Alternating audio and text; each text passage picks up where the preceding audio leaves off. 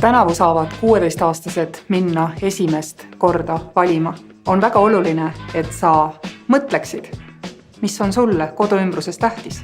Kui mina oleks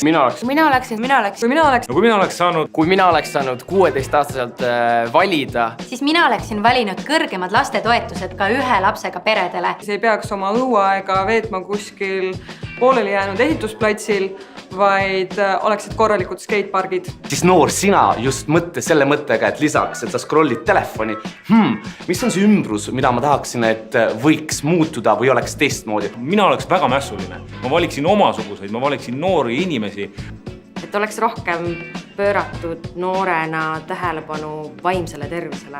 Kodukoha Lasnamäe koolid oleks olnud renoveeritud, nii nagu kesklinna koolid praegu. Oma ala tipud Eestist jõuaksid ka Eesti väikelinnadesse, et sealseid noori innustada. Siin ongi ma mingi siin samas. Kõikidel noortel ja lastel oleks juba maast madalast ligipääs toitumisalasele teabele, informatsioonile, kus toitumine tegelikult meie tervist mõjutab. Et huviharidus kõikidele noortele ühtemoodi kättesaadav oleks olnud.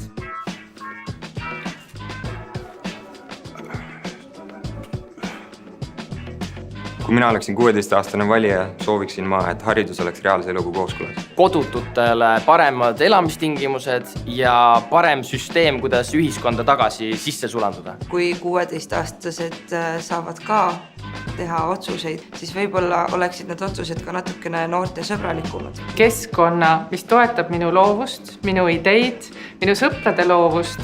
See oleks olnud minu jaoks kohustus, vaid see oleks olnud minu jaoks privileeg. Tule anna meile Facebookis teada, mis on sulle oluline, mis on sinu jaoks tähtis ja sinu sõprade jaoks tähtis sinu kodukandis.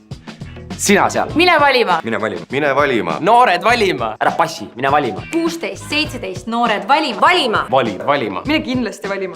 Väga tähtis on, et kõik läheksid valima. Noored on maksimalistid. 100% on teile paras valimisaktiivsus. Kõik valima. Oota, aga ma saangi valida ju.